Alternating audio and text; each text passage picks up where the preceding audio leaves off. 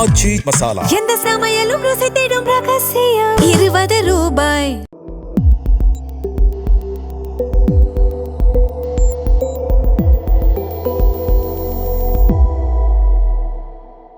தமிழ் தடம் நேயர்களுக்கு வணக்கம். நம்மோடு உரையாட ஊடகவியலாளர் திரு கேப்ரியல் இணைந்திருக்காங்க. வாங்க பேசலாம். அதற்கு முன்பாக சப்ஸ்கிரைப் பண்ணாமல் வீடியோ பார்க்குறீங்க அப்படின்னா சப்ஸ்கிரைப் பண்ணிவிடுங்க. தொடர்ந்து உங்களுடைய ஆதரவை தமிழ் தடம் சேனலுக்கு கொடுங்க. வணக்கம். வணக்கம். நேற்று தாவைக்காவில் கம்யூனிஸ்டினுடைய மூத்த தலைவர் சி மகேந்திரன் அவர்கள் இணைந்திருந்தார். பெரிய விமர்சனமாக இது மாறி இருக்கு.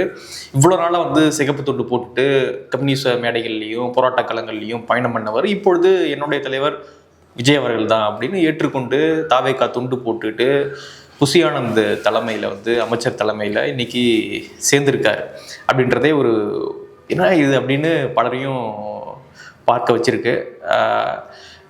இடதுசாரிகள் இன்னைக்கு தாவைக்காவுடைய அலைன்ஸில் இருக்காங்க. அப்படி இருக்கும்பொழுது கம்யூனிஸ்டினுடைய ஒரு மூத்த தலைவர் தாவைக்கால சேர்றாரு அப்படின்னா இது ஒரு சிக்னலா பார்க்கணுமா? எப்படி பாக்குறீங்க? அஜித் ஒரு படத்துல சொல்லுவார் நினைக்கிறேன்ல, மணி இஸ் அல்டிமேட்டும் பாரோ. Money is always ultimate. Money is always ultimate. அந்த மாதிரி பவர் இஸ் ஆல்வேஸ் அல்டிமேட். மணியை விட பவர் இன்னும் பெரிய ஒரு விஷயம். ஸோ அந்த வகையில் பவரால் யாரை வேணாலும் கரப்ட் பண்ண முடியும், யாரை வேணாலும் ஈர்க்க முடியும் அப்படின்றத நம்ம பார்க்கணும். ஸோ கம்யூனிஸ்ட் பார்ட்டியில் ரொம்ப நாள் ட்ராவல் பண்ண ஒரு முக்கியமான ஒரு லீடர் பார்த்தோம்னா இன்னைக்கு தாவைக்கால இணையறார். ஸோ அது காட்டக்கூடிய விஷயம் என்னன்னா, பவர் இஸ் அல்டிமேட் அப்படின்ற விஷயத்தை காட்டுது. எல்லாருக்குமே பவரோட க்ளோஸாக இருக்கணுன்ற விருப்பம் எல்லாருக்குமே இருக்கு. இப்போ மகேந்திரன் அவர்களை பார்க்கும்போது நமக்கு நிஜமாவே ரொம்ப பாவமாக இருக்கு. பெரிய ஒரு வீழ்ச்சி இது. ஒரு வகையில் பார்க்கும்போது அருவருப்பாகவும் இருக்கு. ஏன்னா இப்போ மகேந்திரன் அவர்களை நம்ம யோசிக்கும் போது நம்ம மைண்டில் என்ன வருது, ஒரு பெரிய ஒரு சிகப்பு துண்டு ஒன்று போட்டிருப்பாரு. இப்போ இந்த ஃபோட்டோவில் பத்திரிகைகள்லாம் பார்க்குறோம், தாவைக்காவோட துண்டை போட்டுட்டு அவர் இருக்கார். ஸோ நமக்கு என்ன வருத்தம்னா, இப்போ கம்யூனிஸ்டுகள் பார்த்தோம்னா, நான் நிறைய கம்யூனிஸ்டுகளோட பயணிக்கக்கூடிய வாய்ப்பு எனக்கு கிடச்சிருக்கு. ஒரு 60 வயசுக்கு மேலே ஆகும்போதே கம்யூனிஸ்டுகள் கிட்ட ஒரு ரிக்ரெட் நம்ம பார்க்கலாம். நம்ம லைஃப்பை வீணாக்கிட்டோமோ அப்படின்ற அந்த ரிக்ரெட்டை நம்ம பார்க்க முடியும். ஏன்னா கம்யூனிஸ்ட் மூமெண்ட்டுக்குள்ள ஒருத்தன் வரான்னா பணம் சம்பாதிக்கணும், ஊழல் பண்ணணுன்ற எண்ணத்தில் வரமாட்டான். வரவங்க எல்லாம் பார்த்தோம்னா மோஸ்ட்லி 95% ஆட்கள் பார்த்தோம்னா நல்ல எண்ணத்தோட தான் வருவாங்க. சில மாற்றங்கள் ஏற்படுத்தணும், கம்யூனிஸ்ட் சித்தாந்தத்தால் ஈர்க்கப்பட்டு வருவாங்க. மார்க்ஸோட புக்ஸ் படிச்சிருப்பாங்க, மார்க்ஸை பற்றி கேள்விப்பட்டு டீப்பாக ரிசர்ச் பண்ணுவாங்க. ஏதோ ஒரு வகையில் மார்க்சியம் அவங்கள ஈர்த்திருக்கும். தொழிலாளர் போராட்டங்கள்லேருந்து நிறைய பேர் உள்ளே வருவாங்க. ஸோ இந்த மாதிரிலாம் வந்திருப்பாங்க, நல்ல எதிர்பார்ப்போட உள்ளே வருவாங்க. அப்புறம் அவங்க எதிர்பார்த்த மாற்றங்கள்லாம் ஏற்பட்டிருக்காது. அப்புறம் ஒரு 40-50 வயசு ஆகும்போது அப்படியே கொஞ்சம் கொஞ்சமாக ஸ்லோ டவுன் ஆக ஆரம்பிப்பாங்க. 60 வயசு ஆனதுக்கப்புறம் உடம்பும் வீக் ஆயிரும். உங்களுக்கு சின்ன வயசுல இருந்த மாதிரியான ஆப்பர்ச்சுனிட்டிஸ்லாம் இருக்காது. அப்போ அவங்களுக்கு பார்த்தோம்னா ஒரு ரிக்ரெட் அவங்க கிட்ட இருக்கும். நான் நிறைய கம்யூனிஸ்ட்கள்ட்ட நான் அதை பார்த்துருக்கேன். ஒரு 60 இயர்ஸ்லாம் ஆகும்போது ஒரு விதமான ஒரு தோல்வி மனப்பான்மை, ஒரு விதமான ஒரு ரிக்ரெட்டை நம்ம அவங்க கிட்ட பார்க்க முடியும். ஒரு விரக்தி இருக்கும். விரக்தி கண்டிப்பா இருக்கும். நான் நிறைய பேர் நான் இதை நோட் பண்ணியிருக்கேன். தோத்துட்டோமே அப்படின்னு. என்னன்னா, அவங்க கூட படிச்சவங்க, அவங்க கூட வளர்ந்தவங்க 25-30 இயர்ஸ்ல அவங்களோட இருந்திருப்பாங்க இல்லையா, பயணிச்சிருப்பாங்க இல்லையா, அவங்கெல்லாம் பார்த்தோம்னா ஒரு 60 வயசு ஆகும்போது செட்டில் ஆகிருப்பாங்க. வேற மாதிரியான ஒரு கம்ஃபர்டபுள் லைஃப் வாழ்ந்துட்டு இருப்பாங்க. இவங்க அந்த காலகட்டத்தில் பெரிய ஒரு புரட்சி வருது, பெரிய ஒரு மாற்றம் வரப்போகுது அப்படின்ற எண்ணத்தில் இவங்க செயல்பட்டு இருப்பாங்க. இன்னைக்கு பார்த்தோம்னா அவங்கெல்லாம் எங்கேயோ போயிருப்பாங்க. இவங்களுக்கு திறமையெல்லாம் இருந்தும் இவங்களால பெருசா ஏறி போக முடிஞ்சிருக்காது. கம்யூனிஸ்ட் மூவ்மெண்ட் இன்னைக்கு பெருசா வளரல. இவங்க எந்த கம்யூனிஸ்ட் மூவ்மெண்ட்டுக்காக பெருசா டைம் எல்லாம் ஸ்பெண்ட் பண்ணாங்களோ இன்னைக்கு அந்த கம்யூனிஸ்ட் மூவ்மெண்ட்டும் பெருசா வளரல. ஸோ அப்படி இருக்கும்போது நிறைய நேரங்கள்ல சீனியர் கம்யூனிஸ்டுகளுக்கு பார்த்தோம்னா ஒரு விரக்தி இருக்கும். இது ஏன் நான் சொல்றேன்னா, சில நேரம் நானே கண்ணால பார்த்துருக்கேன். சின்ன பசங்க புரட்சி, மாற்றம், மார்க்சியம், தத்துவம்லாம் பேசும்போது அவங்க அதை டிஸ்கரேஜ் பண்ணுவாங்க. அது காரணம் என்னன்னா, எல்லாம் எங்களுக்கு தெரியும்டா அப்படின்ற மாதிரி டிஸ்கரேஜ் பண்ணுவாங்க. இந்த ஆட்டிடியூட் எங்கேருந்து வருதுன்னா, நம்ம தோத்துட்டோம், நம்ம லைஃப்பை வேஸ்ட் பண்ணிட்டோம் அப்படின்ற ஒரு பார்வை பார்த்தோம்னா உள்ளுக்குள்ள நிறைய நேரங்கள்ல அவங்களுக்கு இருக்கும். பட் என்னோட வியூ என்னன்னா, அப்படி இருந்தாலுமே கூட நீங்க தாவேக்கா மாதிரியான ஒரு கட்சியில போய் சேரணும்னு அவசியம் கிடையாது. ஏன் இதை நான் சொல்றேன்னா, உங்களுக்குன்னு ஒரு லெகசி இருக்கு. இப்ப மகேந்திரன் அவர்கள் பெயரை சொன்னாலே நான் சொன்னது மாதிரி ஒரு சிம்பிளான மனிதர். நல்ல கண்ணு ஐயாவோட எப்பவும் நம்ம பார்க்கலாம். அவரை ஒரு சிகப்பு துண்டை எப்பவுமே போட்டுட்டு இருப்பாரு. பெருசா அவரை பத்தி நமக்கு எதுவும் தெரியாது. ஆனா சிபிஐல ரொம்ப காலம் பயணித்த ஒரு தலைவர் அப்படின்றது தெரியும். ஸோ ஒரு 50 இயர்ஸ் கழிச்சு அவர் இறந்ததுக்கு அப்புறம் அவர் பெயரை சொன்னாலும் இந்த தாட் தான் நமக்கு மைண்ட்ல வரும். அப்படி இருக்கும்போது நீங்க ஒரு 40-50 இயர்ஸ் கஷ்டப்பட்டு ஒரு கட்சியில பயணிச்சு, ஒரு சித்தாந்தத்தோட நீங்க பயணிச்சு, உங்களுக்குன்னு ஒரு அடையாளத்தை கிரியேட் பண்றீங்க. அதை ஏன் கடைசி காலகட்டத்தில் அதை உடைக்கணும்? நீங்க அதை ஏன் கடைசி காலகட்டத்தில் தூக்கி எறியணும்? இவ்வளவு நாள் ஒரு ஐடியாவோட பயணிச்சிட்டீங்க, இன்னும் கொஞ்ச நாள் வாழ போறீங்க, ஒரு 10 இயர்ஸோ 20 இயர்ஸோ வாழ போறீங்க.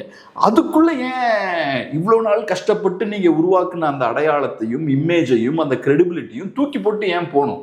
என்ன பெருசாக சாதிக்க போறீங்க? நெக்ஸ்ட் 10 இயர்ஸ் என்ன சாதிக்க போறீங்க தாவேக்கால போய் இருக்கிறதால?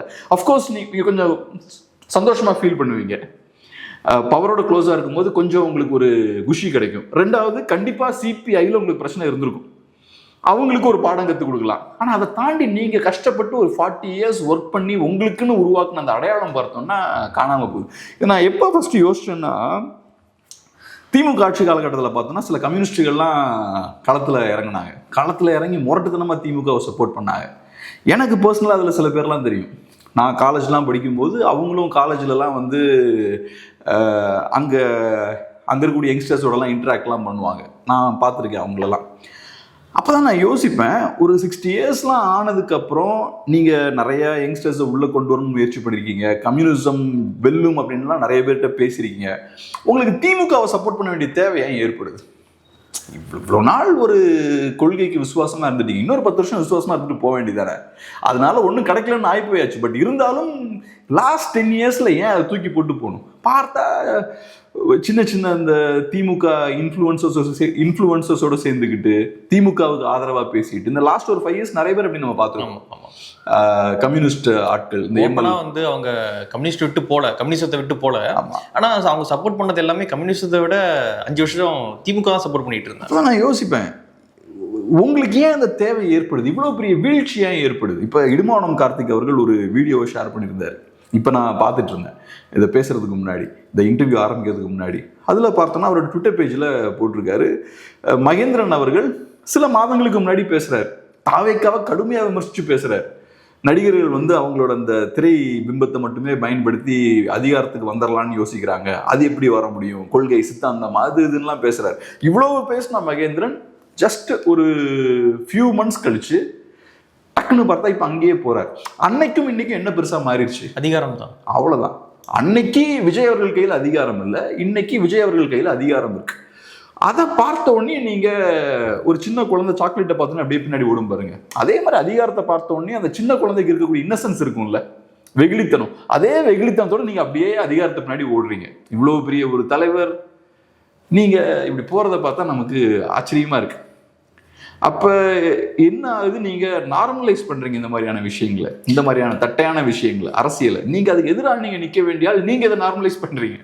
மற்ற கட்சி தலைவர்கள்லாம் போவாங்க, ஆனா கம்யூனிஸ்ட் தலைவர்களே போகிறாங்க அப்படின்னும் பொழுது எங்க இருக்குது இங்க ஐடியாலஜி அப்படின்ற ஒரு ஸ்பேஸ் இங்க எங்க இருக்கு அப்படின்ற ஒரு கேள்வி வருது இல்லை? மற்ற ஆட்கள் போறாங்க, சித்தாந்தம் இல்லாத கட்சியில இருந்து, இப்ப அதிமுக இருந்து போறாங்க அப்படின்னா புரிஞ்சுக்க முடியுது. ஆனா கம்யூனிஸ்ட் கட்சியில இருந்து போறாங்க அப்படின்னா அதை ஏன் புரிஞ்சுக்க முடியலன்னா, இப்ப செந்தில் பாலாஜி அவர்கிட்ட நம்ம எதிர்பார்க்க மாட்டோம். அவரு அதிமுக இருந்திருக்காரு, திமுக இருந்திருக்காரு, அப்புறம் டிடிவி அவர்கள் கட்சியில இருந்திருக்காரு. அவர் நிறைய இடத்துக்கு போறாரு. அவரை பொறுத்தளவுல அவரு ஒரு கெரியர் பொலிட்டீஷியன். இப்ப ஒருத்தர் ஒரு கார்பரேட் கம்பெனிக்குள்ள போறாருன்னா சொசைட்டியை மாத்தணும், இங்க ஒரு நல்ல நிர்வாகத்தை கொடுக்கணுன்றது எல்லாம் போக மாட்டார். என்னோட ஏம் நான் நிறைய பணம் சம்பாதிக்கணும், கார்பரேட் லேடர் இருக்கும்ல, அதில் நான் ஏறி மேலே மேலே மேலே போய் முன்னேறணும். அதுதான் என்னோட சிம்பிளான அப்ஜெக்டிவ். இதில் எந்த மாற்று கருத்தும் கிடையாது. நான் ஒரு தொழில் ஆரம்பிக்கிறேன், பிஸ்னஸ் ஆரம்பிக்கிறேன்னா இதில் எனக்கு சோஷியல் சர்வீஸ் இந்த எண்ணம்லாம் கிடையாது. சும்மா மேபி அதை லைட்டாக பேச்சுக்கு நான் பேசிப்பேனே தவிர என்னோட அல்டிமேட் ஏம் ப்ராஃபிட், நான் நிறைய பணம் சம்பாதிக்கணும். அதே மாதிரி இப்போ செந்தில் பாலாஜி அவர்கள் மற்ற கமர்ஷியல் பொலிட்டீஷியன்ஸ்லாம் இருப்பாங்க, அவங்ககிட்ட நம்ம எதிர்பார்க்க மாட்டோம். அவங்கள பொறுத்தளவில் எந்த கட்சியில இருந்தால் நமக்கு லாபம் அதிகமாக கிடைக்கும், எந்த கட்சியில இருந்தால் நமக்கு அதிகாரம் கிடைக்கும், அந்த மாதிரியான கட்சியில தான் அவங்களை அசோசியேட் பண்ணிப்பாங்க.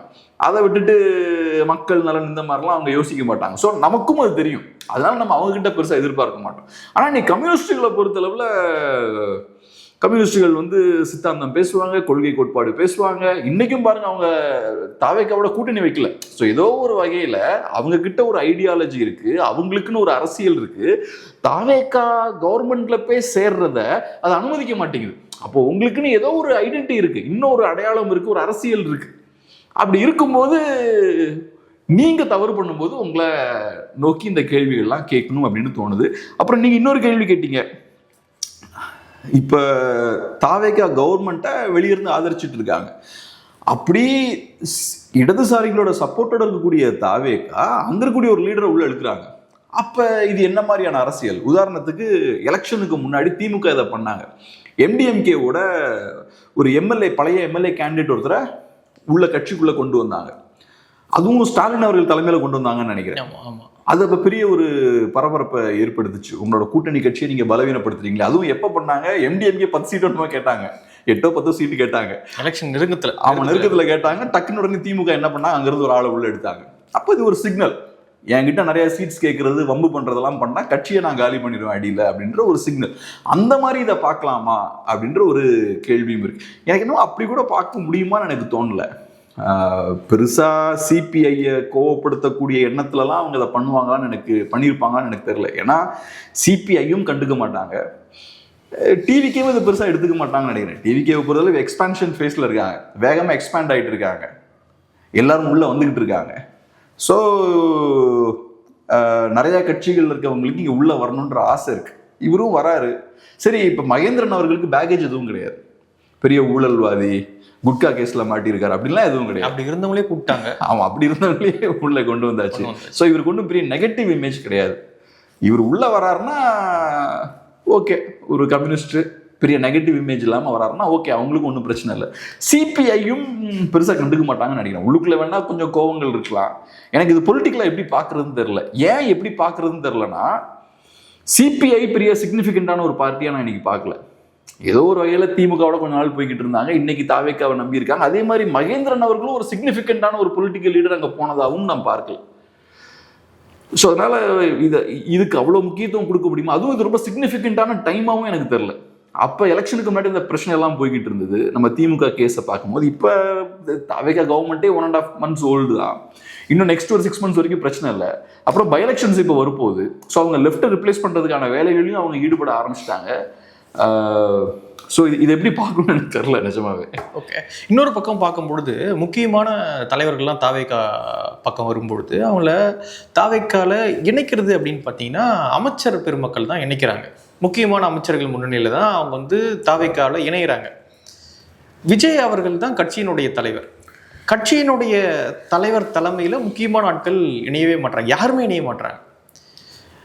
அது கட்சி, அதாவது ஆட்சி பிடிக்கிறதுக்கு முன்னாடி அந்த மாதிரியான விஷயங்கள்லாம் இருந்தது. இப்போது ஃபெலிக்ஸ் அவர்களாக இருக்கட்டும், அவங்களாம் வந்து விஜய் அவர்கள் தான் கட்சிக்குள்ளே கொண்டு வந்தார். ஆனால் சிஎம் ஆன பிறகு இப்படியான விஷயங்களில் விஜய் அவர்கள் ஈடுபடுறதே கிடையாது. கட்சிக்குள்ளே வரணும்னா அங்கே போய் மீட் பண்ண உள்ளே வந்துரு அப்படின்னு வந்து ஒரு ரூட் ஒன்று வச்சுருக்காங்க.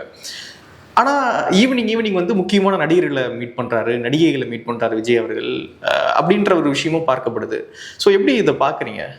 இப்போ அரசியல் எடுத்துக்கிட்டோம்னா தமிழ்நாடு பொலிட்டிக்ஸ் நான் பார்த்தளவில் 2 அரசியல் சக்திகள் தமிழ்நாடு பொலிட்டிக்ஸை டாமினேட் பண்ணியிருக்காங்க, திமுக, அதிமுக. திமுக ஒரு குரூப்பை ரெப்ரசன்ட் பண்ணுறாங்க தமிழ்நாட்டில், அதிமுக வேற ஒரு குரூப்பை ரெப்ரசன்ட் பண்ணுறாங்க. இந்த டிவிஷன் பார்த்தீங்கன்னா கிளியராக இருக்கும்.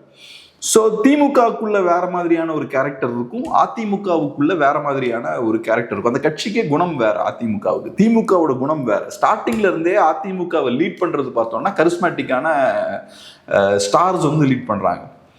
எம்ஜிஆர் அவர்கள், ஜெயலலிதா அவர்கள். இன்ஃபேக்ட் இபிஎஸ்ஸால அந்த வேலையை சரியா பண்ண முடியல. ஸோ ஒரு பொலிட்டிக்கல் ஸ்பேஸ் பார்த்தோம்னா ஒரு 60% பொலிட்டிக்கல் ஸ்பேஸை அவங்க தான் டாமினேட் பண்ணுறாங்க எப்பவுமே. 55 to 60% பொலிட்டிக்கல் ஸ்பேஸை. திமுக ஒரு 40% ஸ்பேஸை தான் அவங்க டாமினேட் பண்ணுறாங்க. திமுகவோட கேரக்டரே வேற மாதிரி இருக்கு. அதிமுகவில் இந்த ஒரு இண்டிவிஜுவல் தான், எம்ஜிஆர்ன்ற ஒரு இண்டிவிஜுவல் தான். அதை தாண்டி ஜெயலலிதா அவர்கள் பார்த்தோம்னா ஜெயலலிதான்ற ஒரு இண்டிவிஜுவல் தான். அவங்க யாரை கையை காட்டுறாங்களோ அவங்க மினிஸ்டர் ஆவாங்க, அவங்க எம்எல்ஏ ஆவாங்க. அந்த பவர் வந்து அம்மையாருக்கு உண்டு. ஸோ அவங்க கை காட்டுறவங்க ஜெயிப்பாங்கன்ற சூழல் இருந்தாலே அங்கே இருக்கக்கூடிய எம்எல்ஏஸ் மினிஸ்டர்ஸ்க்குலாம் வேல்யூ கிடையாது. ஜெயலலிதா அவர்களுக்கு மட்டும்தான் அங்கே வேல்யூ. ஏன்னா அவங்க தான் எல்லாத்தையும் இங்கே டிக்டேட் பண்ணுறாங்க. தனிப்பட்ட நபர்களுக்கு ஓட்டு கிடையாது. நான் பார்த்துருக்கேன் காலத்துல சாதாரண ஆட்களை திடீர்னு ஸ்டன் பண்ணிடுவாங்களாம். நான் பார்த்துருக்கேன் அதையும். சும்மா ஃபோன் பண்ணி, நான் ஒரு தொகுதியில ஒருத்தரோட கதையெல்லாம் கேட்கும்போது ஆச்சரியமா இருந்தா. அவர் சைக்கிள்ல போகும்போது அவரை கண்டுபிடிச்சு தகவல் சொல்றாங்களாம். அப்புறம் அவர் எம்எல்ஏ ஆக்கப்படுறாரு. ஸோ அந்த மாதிரி ஆட்கள் எல்லாரும் பார்த்துருப்போம் நம்ம தமிழ்நாட்டில். ஜெயலலிதா அம்மையார் அவங்கள பவர்ஃபுல் ஆக்குறாங்க, சாதாரண ஆட்கள். ஸோ இப்போ அந்த ஸ்பேஸ் தான் இப்போ விஜய் ஆக்குபை பண்றாரு. திமுகவோட ஸ்பேஸை விஜய் ஆக்குபை பண்ணல. இப்போ நான் சொன்ன இந்த ஸ்பேஸ், எம்ஜிஆர் எந்த பொலிட்டிக்கல் ஸ்பேஸ் ஆக்குபை பண்ணாரோ, ஜெயலலிதா அவர்கள் எந்த ஸ்பேஸை பொலிட்டிக்கல் ஆக்குபை பண்ணாரோ, அப்புறம் இபிஎஸ் எந்த பொலிட்டிக்கல் ஸ்பேஸை ஆக்குப்பை பண்ண முயற்சி பண்ணாரோ அந்த பொலிட்டிக்கல் ஸ்பேஸ்ல தான் வந்து விஜயும் உட்கார்ந்துருக்காரு. அந்த பொலிட்டிக்கல் ஸ்பேஸ்ல இருக்கக்கூடிய மக்களுக்கு ஒரு பெரிய கரிஸ்மேட்டிக்கான லீடரை பார்க்கறது தான் பிடிக்குது. ஸோ நேச்சுரலா இப்ப விஜயும் பார்த்தீங்கன்னா ஏறக்குறைய அதே வேலை தான் ஜெயலலிதா அவர்களோட எஃபெக்டிவ் ஆக்சுவலா பண்ணிட்டு இருக்காரு. ஜெயலலிதா அவர்களோட கூட இந்த அளவுக்கு கை காட்ட எல்லாத்தையும் எம்எல்ஏ ஆக்கியிருக்க முடியாது. ரொம்ப சாதாரணமா எதுவும் தெரியாத ஆட்களெல்லாம் எம்எல்ஏ ஆக்கியிருக்காரு. சாதாரண நாட்டில் டக்குன்னு மினிஸ்டர் ஆக்கியிருக்காரு. இந்த சக்தி ஈவன் ஜெயலலிதா அவர்கள் இருந்திருக்காதுன்றது என்னோட பார்வை. எனக்கு எம்எல்ஏவை பத்தி கவலையே கிடையாது. விஜய் வந்து அவங்களெல்லாம் ஆக்கி வச்சிருக்காங்க.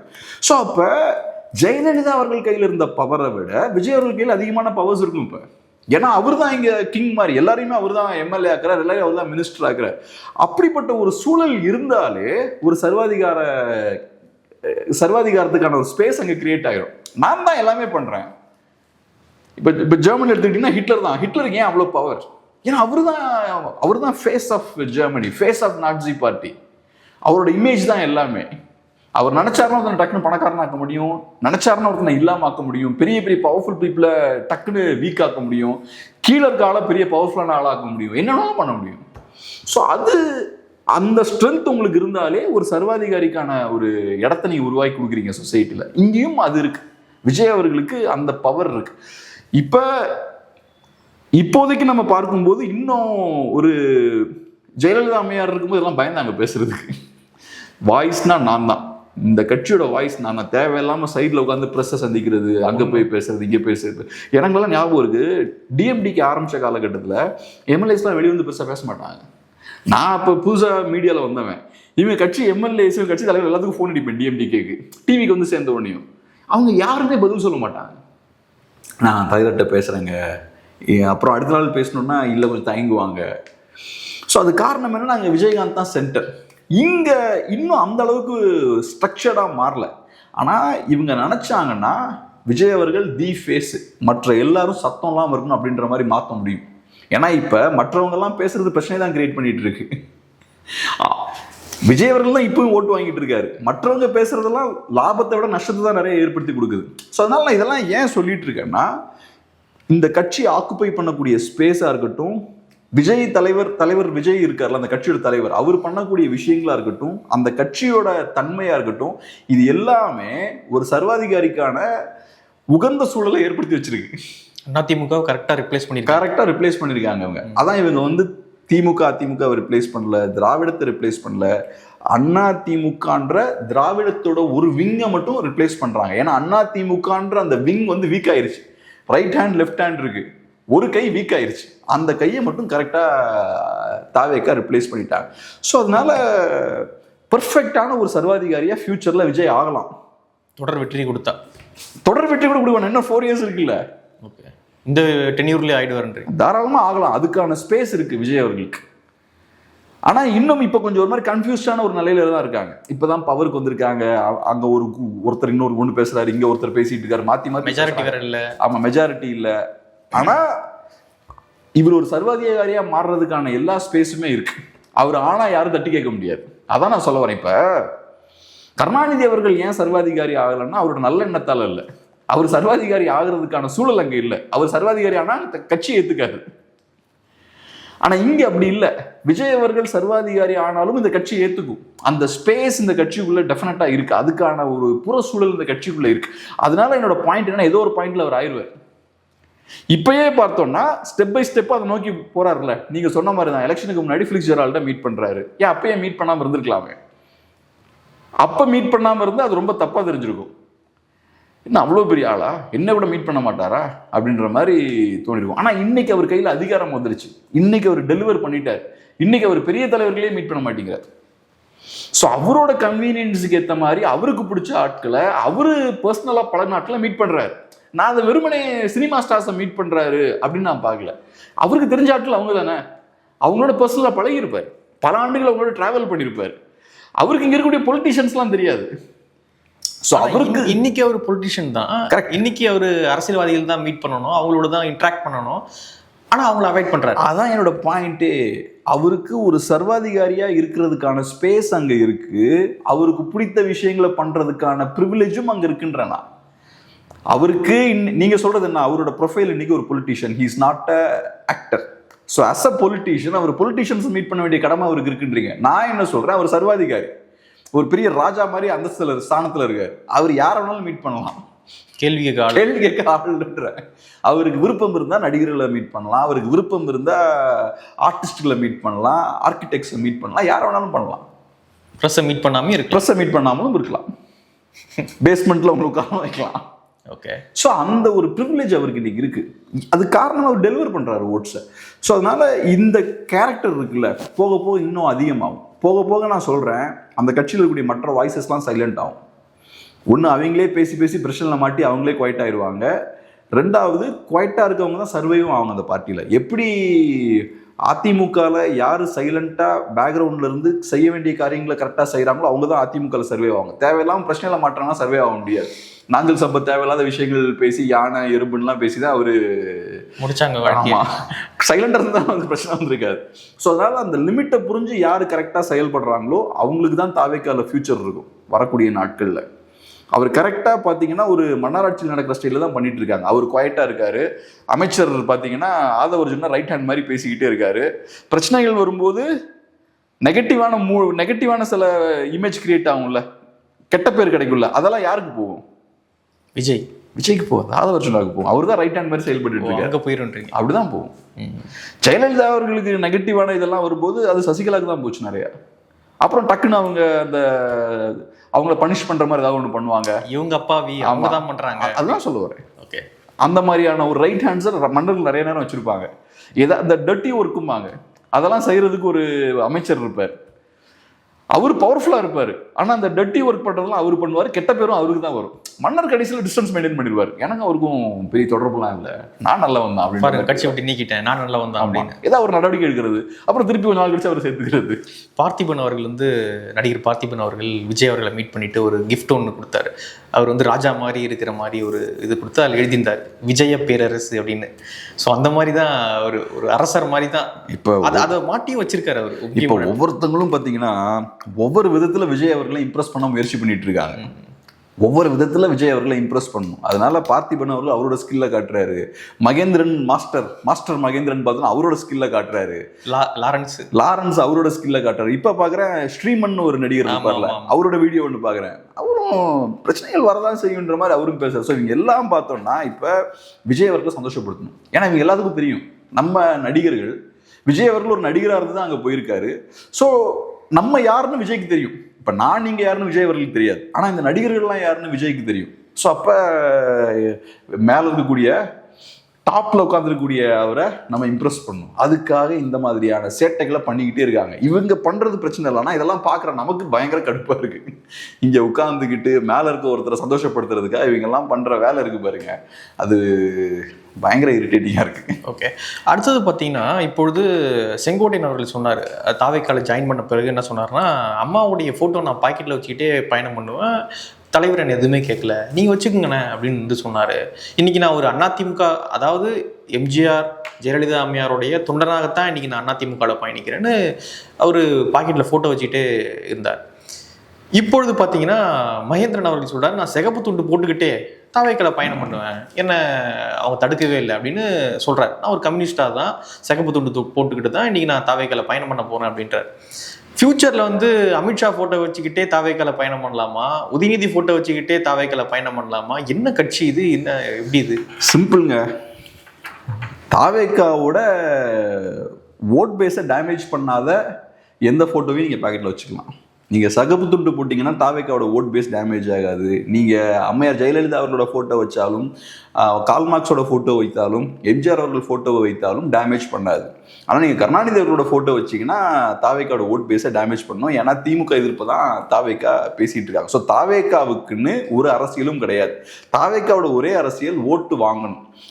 ஸோ கட்சி ஆரம்பிப்படி இப்படி தான் யோசிச்சிருப்பாங்க. நம்ம ஒரு கட்சியை ஆரம்பிக்கிறோம், ஓட்டு வாங்கணும், ஜெயிக்கணும், எலெக்ஷன் நல்லா பெர்ஃபார்ம் பண்ணணும். அப்போ நம்ம என்ன அரசியல் கையில் எடுக்கலாம்? உடனே ஸ்ட்ராட்டஜி திமுக எதிர்ப்பு தாங்க கரெக்டாக இருக்கும். ஏன்னா திமுக எதிர்ப்புக்கு பெரிய ஸ்பேஸ் இருக்குது. 70% தமிழ்நாடு திமுக எதிர்ப்பை விரும்பக்கூடியவங்க. அதுவும் திமுக எதிர்ப்பை பிரதானமாக பண்ணிட்டு இருக்கக்கூடிய அதிமுகவும் பலவீனமாக இருக்குது. ஸோ நம்ம எலெக்ஷன் மார்க்கெட்டுக்குள்ளே நம்ம இறங்குறோம்னா இங்க நிறைய ஸ்பேஸ் இருக்கு, இந்த அரசியலை நம்ம கையில் எடுக்கலாம். ஸோ எல்லாமே ஸ்ட்ராட்டஜிக்கலாக தான். இப்போ நம்ம அரசியல் எப்படி அணுகுவோம், எந்த அரசியல் மக்களுக்கு நல்லது, தமிழ்நாட்டில் எந்த அரசியல் மாற்றத்தை ஏற்படுத்த முடியும், எந்த சித்தாந்தம் தேவை, எந்த கொள்கை தேவை, இந்த கொள்கைக்கு உட்பட்ட ஒரு அரசியலாக அது இருக்கணும், இதெல்லாம் நம்ம பார்க்கணும். அதெல்லாம் எதுவுமே கிடையாது. வெறுமனே எலெக்ஷனில் ஜெயிக்கணும். இதுக்கு எவ்வளோ இன்வெஸ்ட்மெண்ட் வேணும், இதுக்கு எந்த மாதிரியான மார்க்கெட்டிங் ஸ்ட்ராட்டஜி பண்ணலாம், ஒரு ப்ராப்பராக ஒரு கமர்ஷியல் கம்பெனி லான்ச் பண்ணால் எப்படி நம்ம லான்ச் பண்ணணும், அந்த மாதிரி அவங்க ரொம்ப ஸ்ட்ராட்டஜிக்காக இந்த விஷயத்தை அவங்க பண்ணிட்டு இருக்காங்க. இதை நம்ம ஆக்சுவலாக பாராட்டணும். அதனால மக்களுக்கு ஒரு பயனும் கிடையாது, இன்ஃபேக்ட் மக்களுக்கு அது கெடுதி தான். ஆனாலும் அவங்க பாயிண்ட் ஆஃப் வியூல இருந்து பார்க்கும்போது இன்னைக்கு ஒரு பெரிய புது குரூப் இன்னைக்கு வந்து பவர்ல உட்காந்துருக்காங்க. எலெக்ஷனை ரொம்ப பெர்ஃபெக்டா ஹேண்டில் பண்ணி, கமர்ஷியலா ஹேண்டில் பண்ணி, மக்கள் நலன்ல எந்த அக்கறையுமே இல்லாம, மக்களை பத்தி எதுவுமே பேசாம, வெறுமனே பொலிட்டிக்கலா இஷ்யூஸை கையாண்டு மட்டும் அவங்க பவர்ல வந்து உட்கார்ந்துருக்காங்க. திமுக எதிர்ப்பு மட்டும்தான். திமுக மோசம், ஸ்டாலின் அவர்கள் மோசம். இதை தாண்டி விஜய் அவர்கள் இது வரைக்கும் என்ன அரசியல் பண்ணியிருக்காரு? ஒரு அரசியலும் கிடையாது. மக்களுக்காக எதிர வெளில வந்தாரு? ஒன்றும் கிடையாது. நீங்க சொன்ன மாதிரி இப்ப போய் பார்க்க கூட முடியாது. அவர் கட்சியில சேர விரும்புற பெரிய தலைவர்கள் கூட அவரை போய் பார்க்க முடியல.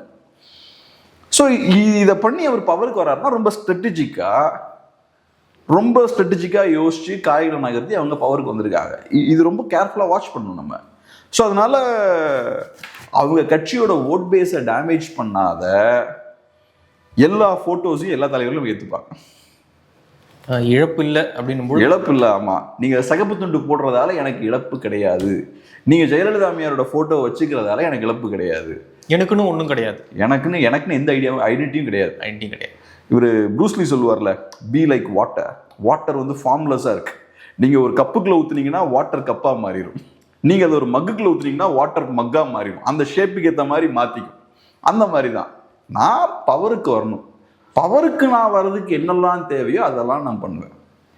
நான் பவருக்கு வரதை எதெல்லாம் தடுக்குமோ அதெல்லாம் ஏற்றுக்க மாட்டேன். அவ்வளோதான், சிம்பிள் ரூல். இதுல மக்கள் நலன் அதுக்கெல்லாம் இடமே கிடையாது. மக்கள் நலனை பத்தி யோசிக்கிறவன் அங்கிருந்து தான், நீ மக்கள்ல இருந்து அரசியல் பண்ணும்போது ஐடியாலஜிலாம் வருது. இங்க அதெல்லாம் கிடையாது. டாப்ல இருந்தா மேல வரும். நான் மேல உட்காரணும், அதுக்கு என்னெல்லாம் தேவை அதுதான். பார்க்கலாம். நிறைய விஷயங்கள் நம்மளோட பகிர்ந்துக்கிட்டீங்க. நன்றி.